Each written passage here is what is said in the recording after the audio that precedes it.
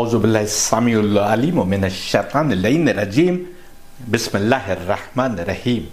Series के पिछले lecture में आपने देखा कि उम्रा की खातिर मदीना से मक्का के लिए निकले अफ्तार मोहम्मद और उनके साथियों से मक्का के कुरैश ने खुले लफ्ज़ों में कहा कि अगर हम मोहम्मद को अल्लाह का रसूल यानी अफ्तार मान रहे होते तो फिर हम में मतभेद ही क्यों होता, दुश्मनी ही क्यों होती। मक्का के कुरैश के ये शब्द साफ बताते हैं कि क्यों वो झुंड के झुंड लेकर हमलावर होते थे, बावजूद इसके कि पैगंबर मोहम्मद मक्का से हिजरत करके मदीना चले गए थे। ये बताता है कि क्यों अबू सुफियान मक्का से अफ्रीका में हबश तक चला गया, उन मुसलमान गुलामों को वापस लाने जो मक्का छोड़कर अफ्रीका के लिए हिजरत करके चले गए थे। यही नहीं, ये दिखाता है कि कैसे हर जमाने में परमात्मा के अवतार के खिलाफ जुल्मत यानी तमस के चंगुल में फंसे लोग युद्ध करने सामने आ जाते हैं। कृष्ण के समय में भी वो लोग जिनमें कोई बहुत बड़ा गुरु था और किसी को लोग पिता यानी बाप समान कहते थे, वो सब समय के अवतार के खिलाफ सेना बटोर कर युद्ध के लिए खड़े थे और हर मुमकिन कोशिश की। नफरत में जुल्म की हदों तक गुजर गए कि पांडवों के बच्चों तक को जिंदा जला डाला और नफरत ऐसी कि स्वयं भी जाने देने को तैयार थे। इसको गीता ने धर्म युद्ध बताया है और महाभारत के युद्ध को धर्म युद्ध के अतिरिक्त यदि हम कुछ और समझते हैं तो यकीनन हम गीता को समझे ही नहीं। अब तक आप देखते आए हैं कि पुस्तिका के लेखक ने हर स्थान पर सिवाय झूठ करने के कोई दूसरा काम नहीं किया। वो आगे लिखते हैं, जिन लोगों ने मोहम्मद को अल्लाह का रसूल मान लिया उनको मोहम्मद ने अपने साथ ले लिया, और जिन लोगों ने मोहम्मद को अल्लाह का रसूल मानने से इनकार कर दिया और उनकी आलोचना की तो उनकी हत्या कर दी गई। मोहम्मद ने एक इस्लामिक लश्कर बनाकर लूटपाट और नरसंहार करना शुरू कर दिया। मोहम्मद ने हजारों लोगों को बंदी बनाया और उनकी बेटियों और औरतों के साथ में बलात्कार किए और अपनी फौज और अपने साथियों को भी अनुमति दी कि वो बंदी औरतों के साथ बलात्कार कर सकते हैं। ये लिखा है जो इतिहास की किसी किताब से साबित नहीं है बल्कि निरा झूठ है और कुछ नहीं। पुस्तिका का लेखक कह रहा है कि जिन लोगों ने मोहम्मद को अल्लाह का रसूल मानने से इनकार कर दिया और उनकी आलोचना की तो उनकी हत्या कर दी गई। केवल झूठ लिखने के स्थान पर यह लेखक इतिहास की किसी जानी मानी किताब से कोई एक भी उदाहरण ऐसा दिखाए कि ऐसा कुछ भी हुआ हो। उनके कथन के विपरीत अपने रसूल होने की घोषणा के बाद मक्का के 13 वर्ष के दौरान हम देखते हैं कि अफ्तार मोहम्मद और उनके साथियों पर तरह तरह के जुल्म किए जाते रहे। परमात्मा का अवतार होने की घोषणा के बाद करीब 13 वर्ष अफ्तार मोहम्मद ने मक्का में गुजारे और 10 वर्ष मदीना में गुजारे। अवतार होने की घोषणा के बाद पहले 3 वर्ष मोहम्मद ने खामोशी से धर्म के प्रसार में गुजारे, लेकिन जब उन्होंने अपनी शिक्षा को सार्वजनिक करने की घोषणा की तो अधिकांश कुरैश उनसे दुश्मनी पर उतर आए। अबू जहल जो कि बद्र में युद्ध करने आए कुरैश का कमांडर था, उसने अपने गुलाम सुमैया बिन्ते खब्बाब पर और उनके पति यासिर इब्ने आमिर पर इतनी यातनाएं की कि दोनों की मौत हो गई। इसी प्रकार हारिस इब्ने यासिर और अब्दुल्ला इब्ने यासिर पर अबू जहल ने इतने जुल्म ढाए कि उनकी भी मौत हो गई। सबसे पहले अवतार मोहम्मद की शिक्षा को अपनाने वालों में अम्मार इब्ने यासिर थे। जब उनके माता पिता को इस बात का पता चला तो उन्हें बड़ी चिंता होने लगी, लेकिन जब उन्होंने अवतार मोहम्मद की शिक्षा को सुना तो उन्होंने भी उनके रास्ते को अपना लिया। अबू जहल को जब ये पता चला तो उसने इनको हर प्रकार की यातनाएं देना प्रारंभ कर दिया। उनको कई कई दिन तक रस्सियों से बांधकर छोड़ दिया जाता। अफ्तार मोहम्मद वहां से गुजरते तो रोते जाते और कहते जाते, सब्र करो यासिर के घर वालों, तुमको स्वर्ग में फिर से एक कर दिया जाएगा। एक दिन सुमैया ने अबू जहल से कहा कि तुम जो कुछ भी कर लो, हम इस्लाम यानी सलामती के मार्ग को नहीं तर्क करेंगे। अबू जहल का गुस्सा चरम सीमा पर पहुंच गया और उसने एक भाला उठाकर सुमैया के पेट में घुसा दिया, जिससे पति और बेटे के सामने उसकी मौत हो गई। फिर अबू जहल ने यासिर इब्ने आमिर को ऐसी लात मारी कि उनकी भी मौत हो गई। ये थी जुल्म की इंतहा, जिसके बावजूद अफ्तार मोहम्मद अपने मानने वालों को केवल सब्र की नसीहत देते थे। अनेक अने गुलामों, जिसमें बिलाल इब्न रबाह अल हबशी भी शामिल थे, उन पर जुल्म की हदें पार कर दी गई। बिलाल को अबू जहल रात भर कोड़े मारता था, यहाँ तक कि वो स्वयं थक कर चूर हो जाता। जब दिन की गर्मी अपनी चरम सीमा पर होती तो बिलाल को जलती हुई रेत पर लिटा देता और उनके सीने पर बड़ा सा पत्थर रख देता कि हिल डुल भी ना पाए। कभी उस भीषण गर्मी में बिलाल को गाय की चमड़ी में लपेट दिया जाता। गलते हुए चमड़े की गंध के कारण बिलाल को सांस लेना मुश्किल हो जाता। बिलाल के गले में रस्सी बांधकर उसको घोड़े से बांध दिया जाता और घोड़े को सड़कों पर दौड़ाया जाता। लेकिन इस सब के बावजूद बिलाल केवल अहद अहद यानी एक खुदा बोलते रहते। एक खुदा के मानने वालों पर जुल्म की शिद्दत करने वाले अनेक लोग आखिर तक अपनी दुश्मनी पर कायम रहे। अनेक औरतें जो कनीज यानी फीमेल गुलाम थी, उन पर भी तरह तरह से जुल्म किए गए। लुबैना कनीज थी जिसको बेइंतहा पीटा गया। जुनैरा को इतना पीटा गया कि उसकी आंखों की रोशनी चली गई। उसको नींद, खाने और पानी से दूर रखा जाता है, यहाँ तक कि इस सब की कमी से वो अंधी हो गई। अबू जहल उसका उपहास उड़ाता कि अल्लाह और अल-उज़्ज़ा खुदाओं ने उसकी आंखों की रोशनी छीन ली। वो कहती थी अल्लाह ने ऐसा किया और वो जब चाहे उसकी आंखों की रोशनी लौटा देगा। अगले दिन चमत्कारी तौर पर उसकी आंखों की रोशनी पलट आई। साद इब्न उबैदा पर इतना जुल्म किया गया कि वो मौत के करीब पहुंच गए। मुआब इब्न उमैर अपनी जवानी, दौलत और शक्ल सूरत के कारण मक्का में बड़े मशहूर थे। जब उन्होंने इस्लाम यानी सलामती का मार्ग कबूल किया तो उनकी मां ने उनको रस्सियों से बांधकर उन पर जुल्म किए ताकि वो उस रास्ते को छोड़कर अपने बाप दादा के रास्ते पर वापस आ जाए। आखिर में उनके सारे कपड़े उतार कर उनको सड़क पर फेंकवा दिया गया। अफ्तार मोहम्मद ने उनके नग्न शरीर को ढांपा। 2 मिनट रुक कर सोचिए, माँ अपने बेटे पर जुल्म कर रही थी, भाई भाई को कत्ल करने पर उतारू था, इसलिए क्योंकि तमाम नफरतें धर्म की भिन्न समझ के आधार पर थी। यही नफरतें कौरवों को कृष्ण और उनके साथियों से लड़ने को उकसा रही थी। गीता में अर्जुन यही तो कहते हैं, सामने मेरे भाई हैं, रिश्तेदार नातेदार हैं, मेरे गुरु हैं, इनसे कैसे लड़ूं। लेकिन कृष्ण साफ कर देते हैं कि धर्म के नाम पर ये लोग हमलावर हुए हैं, युद्ध को आए हैं। जिस युद्ध में कमान समय के अवतार के हाथ में हो, उस युद्ध में लड़ते हुए अर्जुन सामने वालों को मार दें या खुद मार दिए जाएं, दोनों ही हालत में उनके लिए बेहतरी है। जब अवतार मोहम्मद के रास्ते को अपनाने वालों के साथ ऐसा जुल्म हो रहा था तो स्वयं उनको कैसे छोड़ दिया जाता। अबू लहब की पत्नी उम्मे जमील रोजाना घर की सारी गंदगी अवतार मोहम्मद के दरवाजे के बाहर फेंक देती थी। एक मर्तबा अवतार मोहम्मद काबा के करीब अपने रब के आगे सिजदे में सिर झुकाए थे कि उक़बा बिन अबी मुवैत ऊंट की आंतड़ियां उठा लाया और अवतार मोहम्मद की पीठ पर फेंक दी। अवतार मोहम्मद ने सिजदे से सिर नहीं उठाया जब तक कि उनकी बेटी फातिमा ने आकर आंतड़ियां नहीं हटाई। मोहम्मद गुजरते तो अबू लहब उन पर पत्थर मारता। लोग अवतार मोहम्मद के मुंह पर थूकते या उन पर कूड़ा या मिट्टी फेंकते थे। जिस अवतार मोहम्मद ने अल्लाह की याद में इस प्रकार के जुल्म पर सब्र किया, उनसे कैसे उम्मीद की जा सकती है कि उन्होंने स्वयं जुल्म किया होगा। बल्कि जब कुरैश के जुल्म बढ़ने लगे तो मदीना के लिए की गई हिजरत से 7 वर्ष पहले 614-15 ईस्वी में मोहम्मद के दीन को कबूल करने वाले 11 मर्द और 4 औरतें मक्का छोड़कर अफ्रीका में, आज के इथियोपिया और एरिट्रिया में, जहां अक्सुम नामी ईसाई हुकूमत थी, वहां के लिए हिजरत कर गए। 1 वर्ष बाद करीब 100 मुसलमानों ने मक्का से निकलकर उधर ही का रुख किया जहां ईसाई राजा नजाशी, जिसका असली नाम अशामा इब्न अब्जार था, उसने इन मुसलमानों को पनाह दी।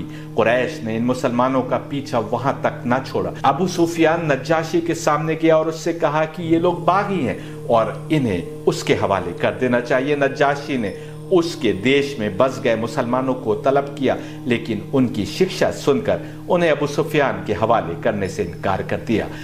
वर्ष था 617 ईस्वी, जब कुरैश ने तमाम बनी हाशिम का, जिस कबीले से अवतार मोहम्मद का संबंध था, पब्लिक बाइकॉट कर दिया। बाइकॉट इसलिए था कि कबीला बनी हाशिम पर दबाव डाले कि वह मोहम्मद का साथ देना छोड़ दे। 3 वर्ष तक चले इस बाइकॉट में तमाम कुरैश ने बनी हाशिम से कोई भी सौदा या लेन देन तर्क कर दिया। कई कई दिन बनी हाशिम पहाड़ों पर भूखे रहते, कोई पेड़ की छाल खाने पर मजबूर था तो कोई अपने पेट पर पत्थर बांधता था कि भूख की शिद्दत न सताए। इस सोशल बाइकॉट में उठाई कठिनाइयों के कारण अफ्तार मोहम्मद के चाचा अबू तालिब और पत्नी खदीजा का देहांत हो गया। अफ्तार मोहम्मद मक्का के करीब ताइफ नामी जगह पर अपनी शिक्षा के प्रसार हेतु गए तो वहां के लोगों ने बच्चों को लगा दिया कि वो हर ओर से उन पर पत्थर मारे। अफ्तार मोहम्मद लहूलुहान होकर ताइफ से वापस आए। जरा बताइए, जिन लोगों ने अफ्तार मोहम्मद को अल्लाह का रसूल मानने से इनकार कर दिया या उनकी आलोचना की, उनकी हत्या अफ्तार मोहम्मद ने करवाई। जैसा पुस्तिका के लेखक कह रहे हैं, यह अफ्तार मोहम्मद के रास्ते को अपनाने वालों पर जुल्म और उनकी हत्याएं कुरैश ने करवाई, जैसा कि मैं इतिहास की किताबों से दिखा रहा हूं और आप स्वयं पढ़ सकते हैं। मदीना पहुंचने के बाद भी मैं आपको जंगे बद्र, ग़ज़वे तबूक और सुलह हुदैबिया का हाल बता चुका हूं। ये कितना बड़ा झूठ है कि एक इस्लामी लश्कर बनाकर अफ्तार मोहम्मद ने लूटपाट और नरसंहार करना शुरू कर दिया। किसी तर्क पर या ऐतिहासिक हकीकत की बुनियाद पर आरोप लगाया जाए तो समझ में आता है। यहाँ तो पुस्तिका के लेखक निरा झूठ फैला रहे हैं। ऐसे ही जुल्मत, हक की राह की समझ बनाने की कोशिश कर रहे लोगों को भटकाने के लिए जाल बिनती है। तुम अफ्तार मोहम्मद की शिक्षा से नफरतें मन में पाल लोगे तो क्यों कर उसको समझने की कोशिश करोगे। अब आइए अगले आरोप को देखते हैं। पुस्तिका के लेखक का आरोप है कि मोहम्मद ने हजारों लोगों को बंदी बनाया और उनकी बेटियों और औरतों के साथ बलात्कार किए और अपनी फौज और अपने साथियों को भी अनुमति दी कि वो बंदी औरतों के साथ बलात्कार कर सकते हैं। यदि आपने इतिहास पढ़ा है तो आप अनेक उदाहरण देख सकते हैं जहां युद्ध में पकड़े गए कैदियों पर हर प्रकार के जुल्म किए जाते थे। कितने उदाहरण तो ऐसे मिलते हैं कि युद्ध में पकड़े गए कैदियों को इसलिए कत्ल कर दिया जाता था क्योंकि उनको जिंदा रखने का अर्थ था उनके खान पान की व्यवस्था करना और हर समय डरते रहना कि कहीं कैदी भाग न जाए। उनको आजाद इसलिए नहीं किया जा सकता था कि वो फिर से जाकर दुश्मन से मिल सकते थे या एक बार फिर हमलावर हो सकते थे। ऐसे में कितने ही शासक कैदियों को कत्ल कर देना उचित समझते थे। जो शासक युद्ध बंदियों को कत्ल नहीं करते थे वे तरह तरह की यातनाएं देते थे। औरतों के पकड़े जाने पर उनके साथ बलात्कार किया जाना तो आम बात थी। एक नहीं बल्कि कई कई लोग बलात्कार किया करते थे। युद्धबंदी तो जाने दीजिए, किसी शहर पर कब्जा कर लेने के बाद भी लूटमार करना, मर्दों को कत्ल कर देना और बच्चों और औरतों को बंदी बना लेना और औरतों का बलात्कार करना ये आम बात थी। ये इसलिए भी किया जाता था कि दिमागों पर ऐसा डर बिठा दिया जाए कि कोई बगावत करने की सोच भी न सके। यजीद की फौज ने मदीना पर हमला किया तो सिर्फ मदीना में फतेहयाब होकर दाखिल होने तक सीमित नहीं रहे बल्कि फौजियों को आज्ञा दे दी कि खुलकर लूटमार और कत्लेआम करे। 3 दिनों तक यजीदी फौज के सिपाही खुलेआम औरतों का बलात्कार करते रहे। यहाँ तक कि मस्जिद नबवी में पनाह लेने वाली औरतों को भी नहीं छोड़ा गया। दिल्ली ने भी ये मंजर देखा कि नादिर शाह ने जब दिल्ली पर कब्जा किया तो कई दिनों तक लूटमार, कत्ल-ओ-गारत और औरतों का बलात्कार चलता रहा। मंगोलों के लिए तो यह आम बात थी कि जिस शहर पर भी हमला करते थे वहां के तमाम मर्दों और बूढ़ी औरतों को कत्ल कर देते थे, केवल जवान युवतियों और बच्चों को छोड़ते थे। पुराने जमाने की बातें तो जाने दीजिए, हाल के दिनों में देखिए ग्वांतानामो बे की जेल में अमेरिकी फौजियों द्वारा इराकी और अफगानी कैदियों को दी जाने वाली यातनाएं सारी दुनिया ने देखी। ये तो वो यातनाएं थी जो तमाम पर्दों में से किसी प्रकार बाहर निकल आई। ऐसा भी सुनने में आया है कि अफगानिस्तान में कैदियों को लोहे के बड़े कंटेनर्स में भूखा प्यासा बंद कर दिया गया। तपती धूप में लोहे के कंटेनर्स भी तपने लगे। अंदर प्यास और गर्मी से कैदियों की हालत ये थी कि एक दूसरे का पसीना चाट रहे थे और इसी हालत में सबकी मौत हो गई। ये तो हाल है अमेरिका की सिविलाइज समझे जाने वाली सोसाइटी का। म्यांमार में अपने को बुद्ध का अनुयायी मानने वालों के हाथों रोहिंग्या के साथ जो कुछ हुआ किसी से छिपा नहीं। जबकि एक सरकारी अफसर ने तो भारत के किसी बड़े शहर के बारे में मुझे यहाँ तक बताया कि ये आम बात थी कि किसी बांग्लादेशी युवती को पकड़कर उसके साथ पुलिस की जीप में या थाने में ज्यादती की हदें पार हो जाती थी, जबकि उसका पति या पिता या भाई उसी जीप या थाने के बाहर बेबस खड़ा उसके बाहर आने की प्रतीक्षा करता था। भारत में और हर देश में जब भी किसी बड़े स्तर पर दंगे हुए हैं, औरतें सबसे पहले उत्पीड़ना का शिकार बनती हैं। ऐसे में यह देखना आवश्यक है कि इस्लाम ने युद्धबंदियों के साथ कैसा सलूक करने का आदेश दिया। कैदियों को भूखा रखने या उन पर जुल्म करने की बात तो दूर, कुरान जब धार्मिक या सच्चे इंसान की विशेषताएं बताता है तो कहता है कि अपने रब की खुशी के लिए खाना खिलाते हैं गरीबों को, अनाथ को और कैदियों को, और वे ऐसा किसी इनाम या बदले की लालच में नहीं बल्कि केवल और केवल अपने रब की खुशी के लिए करते हैं। कुरान सूरह अल इंसान 7, 6, 8वीं और 9वीं आयत। And they gave food in spite of their love for it or for the love of him to the miskin, that is the poor, the orphan and the captive, saying, we feed you seeking Allah's countenance only. We wish for no reward nor thanks from you. किसी बदले की खातिर नहीं, किसी लालच में नहीं, बल्कि केवल और केवल अपने रब की खुशी के लिए हम ऐसा करते हैं। कुरान यदि मुसलमानों तक पहुंचा तो अवतार मोहम्मद के माध्यम से ही पहुंचा। न कुरान, न अवतार मोहम्मद, न और न मुसलमानों का खुदा कैदियों से बुरा सलूक करने की शिक्षा दे रहे हैं। इतिहासकार इब्न कसीर के अनुसार ये आयत बदर के युद्ध के बाद आई, जिसमें हमलावर कुरैश में के करीब 70 कैदी मुसलमानों के हाथ लगे थे। इब्न अब्बास से रिवायत करते हुए इब्न कसीर ने लिखा है कि यह आयत आने के बाद मुसलमान अपने सामने का पसंदीदा खाना उठाकर इन कैदियों के सामने रख देते थे। इसी प्रकार इब्न इसाक, जो उन लोगों में है जिन्होंने सबसे पहले अवतार मोहम्मद की जीवनी लिखी, एक कैदी की ज़बानी लिखते हैं, When they ate their morning and evening meals, they gave me the bread and ate the dates themselves in accordance with the orders that the Prophet had given about us. If anyone had a morsel of bread, he gave it to me. Ibn Isa, an early biographer of the Prophet, wrote, quoting a prisoner of war. जब वे सुबह या शाम का खाना खाते तो अवतार मोहम्मद के हुक्म का अनुसरण करते हुए मुसलमान अपनी रोटी कैदियों को दे देते और स्वयं खजूर ही खाते। यदि किसी के पास रोटी का एक टुकड़ा भी होता तो वो उसे किसी कैदी को दे देता। अरब के रेगिस्तान में रोटी के टुकड़े की क्या अहमियत होती थी आप अंदाजा कर सकते हैं। कुरान का बड़ा जोर गुस्से पर काबू पाने या दूसरों को माफ कर देने पर है। जरा सोचिए, माफ तो उसी को करने को कहा जाएगा जिसने आपके साथ बिना कारण कोई जुल्म या नाइंसाफी की है। माफ करने की बात यदि कुरान कह रहा है तो साबित है कि वे लोग जालिम थे जिन्होंने मुसलमानों पर अनेक जुल्म ढाए थे, लेकिन इस युद्ध के बाद वे पकड़े गए और मुसलमानों के हाथों कैद हुए। कुरान कहता है सूरह आल Imran 3:134, Those who spend freely, whether in prosperity or in adversity, who restrain anger and pardon all men, for Allah loves those who do good. Quran ने कैदियों को मुआवजे के बदले या ऐसे ही आज़ाद कर देने की शिक्षा उस समय दी जब अरब सरहद से सटी रोमन एम्पायर और उससे पहले असीरियंस और फेरोज के यहाँ यह आम प्रथा थी कि गरम सलाखों से कैदियों की आंखें निकाल ली जाती थी, उनको जिंदा आग में डाल दिया जाता था या उनको खूंखार कुत्तों के सामने छोड़ दिया जाता था। ऐसे सभी हालात में वे कैदी मौत को जिंदा रहने से बेहतर समझते थे। यदि अधिक जानना है तो इतिहास की किताबों में पढ़िए कि स्वयं ईसाई धर्म अपनाने से पहले रोमन बादशाह ईसा की शिक्षा को अपनाने वालों के साथ क्या क्या सलूक किया करते थे। जहां ये धारणा आज तक सुनने को मिलती है कि युद्ध और मोहब्बत में सब कुछ जायज है, कुरान ने ना तो युद्ध में और ना ही मोहब्बत में सब कुछ जायज किया, बल्कि दोनों ही हालत में इंसान को हैवान बनने से रोका। अवतार मोहम्मद की कितनी ही हदीसें हैं जो मुसलमानों को किसी भी दूसरे को कत्ल करने से रोकती हैं। युद्ध में जाने से पहले अवतार मोहम्मद लड़ने आए अपने साथियों से साफ शब्दों में कहा करते थे कि किसी बच्चे,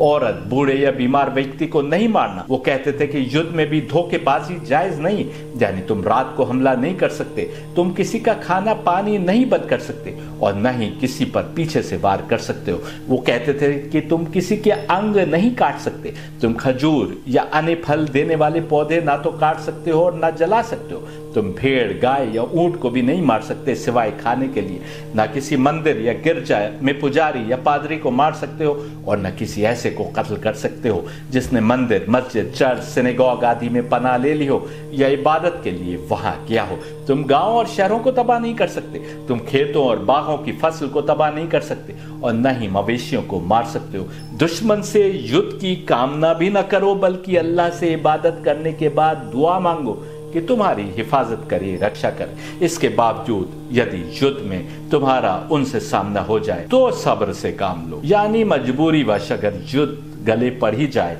तो भी सब्र से काम लो, जुल्म तो तभी भी नहीं कर सकते। Islam gives great emphasis on manners during a battle, There are many other hadiths that urge Muslims not to kill others. Before engaging in a battle, the Prophet Muhammad used to instruct his soldiers, do not kill any child, any women or any elderly or sick person. یہ حدیث سنن ابو داؤد میں موجود ہے. Do not practice treachery or mutilation. Do not uproot or burn palms or cut down fruitful trees. Do not slaughter a sheep or a cow or a camel except for food. یہ الموطا میں موجود ہے.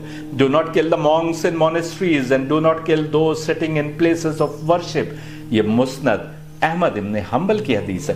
Do not destroy the villages and towns. Do not spoil the cultivated fields and gardens. And do not slaughter the cattle. یہ صحیح بخاری اور سنن ابو داؤد میں لکھا ہے. Do not wish for an encounter with the enemy. Pray to God to grant you security. But when you are forced to encounter them, exercise patience. یہ صحیح مسلم کی حدیث ہے پیغمبر محمد کی. The Prophet had also issued clear instructions for good treatment of prisoners of war, POWs. A prisoner should not be coerced into renouncing his religion. He should be invited to Islam and given the choice to accept or reject the call. افطار محمد نے یہاں تک حکم دیا کہ کسی قیدی کو بھی زبردستی مسلمان بننے کو نہیں کہا جا سکتا. اس کو اسلام میں آمنترت ضرور کیا جا سکتا ہے، پر یہ اس پر ہے کہ وہ آمنترن کو قبول کرے کہ نہ کرے.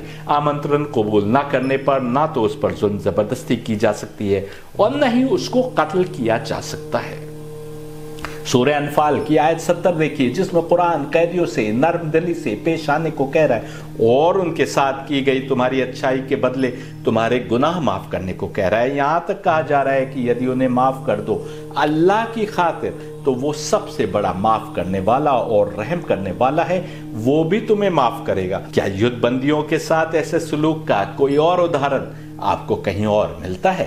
قرآن سورہ انفال 70. O Prophet, say to those who are captives in your hand, جو تمہارے ہاتھوں میں قیدی بن گئے ہیں, if Allah finds any good in your hearts, He will give you something better than what has been taken from you, and He will forgive you, for Allah is of forgiving, most merciful.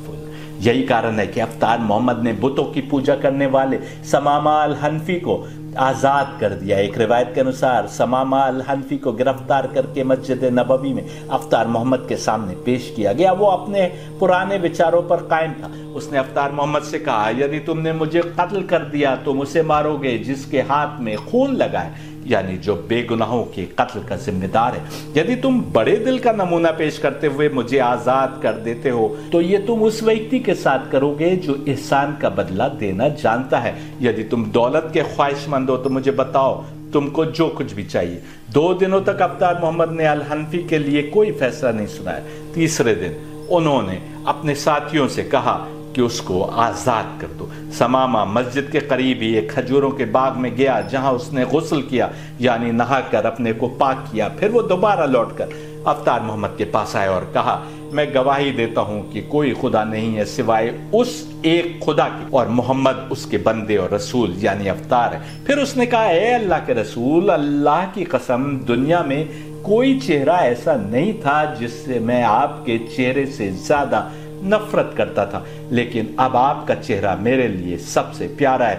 اللہ کی قسم کسی بھی دھرم سے میں آپ کے دھرم سے زیادہ نفرت نہیں کرتا تھا، لیکن اب آپ کا دھرم میرے لیے سب سے زیادہ پیارا دھرم ہو گیا ہے. اللہ کی قسم کسی زمین سے میں آپ کی زمین سے ادھک نفرت نہیں کرتا تھا، لیکن اب آپ کی زمین سب سے ادھک پیاری زمین بن گئی ہے. بدر کے یدھ میں افطار محمد نے یہ بھی دکھایا کہ قیدی کے بھی کچھ حقوق ہوتے ہیں. تن پر کپڑا ہونا بھی ہر قیدی کا حق ہے، ٹھیک ویسے جیسے آزاد انسانوں کا حق ہے. صحیح بخاری کے انوسار جب بدر کے یدھ کی سماپتی پر قیدیوں کو لایا گیا تو اس میں العباس بن عبد المطلب بھی تھے. اس کے اوپری بدن پر کپڑا نہیں تھا. افطار محمد نے اس کے لیے وسطر تلاش کرنا شروع کیا. عبداللہ بن ابی کا وسطر اس کی ناپ کا تھا. افطار محمد نے وہ وسطر العباس کو دیا اور عبداللہ کو اپنا ایک وسطر بدلے میں بھیٹ کے روپ میں دیا. اتہاسکار ابن کثیر کے انوسار افطار محمد نے تمام قیدیوں کو اپنے ساتھیوں میں بانٹ دیا اور انہیں ہدایت کی کہ وہ ان سے نرمی کا برتاؤ کرے جیسا کہ اس سمے ہوتا تھا. اندھیرے تہہ خانے جس میں دھوپ یا ہوا بھی نہیں جاتی تھی، یا اونچی دیواریں جہاں برسات سے لے کر دھوپ کسی سے بھی بچاؤ نہیں ہوتا تھا، ऐसा कुछ भी नहीं हुआ, बल्कि कैदी भी वही खाते थे, वैसे ही रहते थे, वो लोग खाते थे जिनके सुपुर्द उन्हें किया गया था। इस्लाम के जो आलोचक इसको दास और दासी प्रथा बताते हैं, उन्हें पता होना चाहिए कि इस्लाम ने सबसे पहले दास या दासी को आजाद करने पर बेइंतहा सवाब यानी पुण्य रखा। इस पर इतना जोर दिया कि कुछ ही दिनों में यह प्रथा एकदम समाप्त हो गई, जबकि अमेरिका और यूरोप में यह प्रथा कब तक चल रही थी ये सबको पता है। क्या अमेरिका और यूरोप में कैदियों या दास दासियों के हुकूक का कोई कॉन्सेप्ट था? क्या उनकी कहीं पर कोई राइट्स की बात होती थी? नहीं था।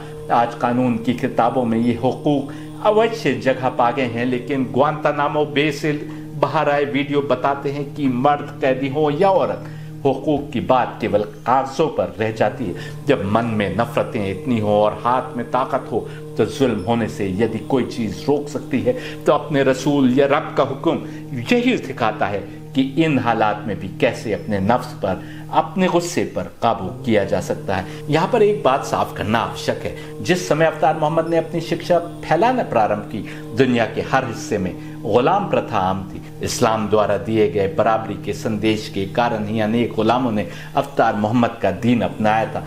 ये उनके मालिकों का इस्लाम के विरुद्ध मोर्चाबंदी करने का सबसे बड़ा कारण बना। फिर इस्लाम पर गुलाम प्रथा को चालू रखने का इल्जाम कैसे लगाया जा सकता है?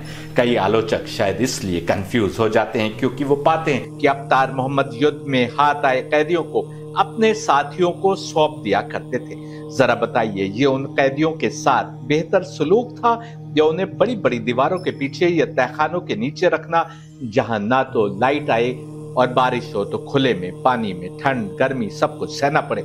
अपनी सरजमीन की रक्षा करना है तो उन्हें फिर से छोड़ा भी नहीं जा सकता था।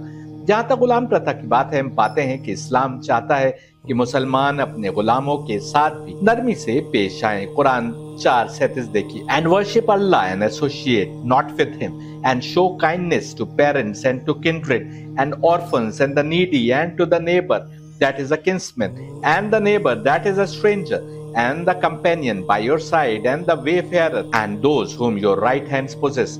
Surely Allah loves not the proud and the boastful. Neighbour की भी बात हो रही है, उसको भी जिसको तुम जानते हो और उसको भी जिसको तुम नहीं जानते, यानी धर्म का भेद नहीं, जान पहचान का कोई भेद नहीं, तुम्हारे रिश्ते किससे हैं किससे नहीं है इसका कोई भेद नहीं। उन सब के साथ तुमको काइंडनेस से पेश आना है और इसी में गुलामों की भी बात हो रही है। Surely Allah loves not the proud and the boastful. यदि तुम हॉटी और घमंडी बने रहोगे तो अल्लाह को पसंद नहीं है। अवतार मोहम्मद का एक कौल इस्लाम की इसी शिक्षा को विस्तार पूर्वक बयान कर रहा है, जिसमें वो कहते हैं कि तुम्हारे गुलाम तुम्हारे भाई जैसे हैं जिन्हें अल्लाह ने तुम्हारे हाथ में दिया है, इसलिए उन्हें वही खाना खिलाओ जैसा तुम खाते हो, वही कपड़े पहनाओ जैसे तुम पहनते हो। उन पर ऐसा बोझ ना डालो कि परेशान हो जाए। यदि बोझ डाल रहे हो तो उनकी सहायता करो। क्या ऐसे सलूक के बाद कोई गुलाम रहेगा या घर का हिस्सा बन जाएगा? देखिए, Sunan Ibn Majah, book of etiquette, chapter beneficence towards slaves, book 33, hadith 34. Slaves are your brothers whom Allah has put under your control.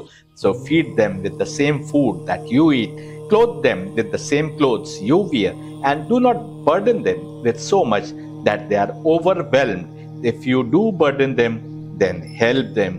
उनकी मदद करो अगर उनके ऊपर उनकी कैपेसिटी से ज्यादा वेट या बर्डन या काम तुम डाल रहे हो। अली और फातिमा की जिंदगी का हाल बताते हैं। अली ने 2 पहनावे खरीदे, एक सादा और सस्ता और दूसरा कीमती और अच्छे रंगों का। उनका गुलाम कंबर उनके साथ था। कीमती वाला उन्होंने कंबर को दे दिया। कंबर ने कहा कि मौला ये वाला आप पहने, तो अली ने कहा कि कंबर तुम अभी जवान हो, ये तुम पर ज्यादा अच्छा लगेगा। फातिमा के घर फिजा काम अवश्य करती थी, लेकिन फातिमा का उसूल था कि एक दिन घर के सारे काम वो स्वयं करती थी और दूसरे दिन फिजा करती थी। जो लोग गुलाम प्रथा का आरोप लगाते हैं वह भूल जाते हैं कि ये प्रथा आज भी किसी न किसी शक्ल में दुनिया के विभिन्न हिस्सों में जारी है। शायद ये समाज की मजबूरी है कि इस प्रकार गरीब और बेसहारा लोगों का पेट भर जाता है। यदि इस्लाम ने और विशेषकर मोहम्मद, फातिमा और अली ने हमको नहीं दिखाया होता कि गुलामों के साथ कैसा सलूक करना चाहिए, तो शायद आज तक हम जान भी न पाते कि उनके हुकूक क्या है और उन्हें कैसे निभाया जाता है।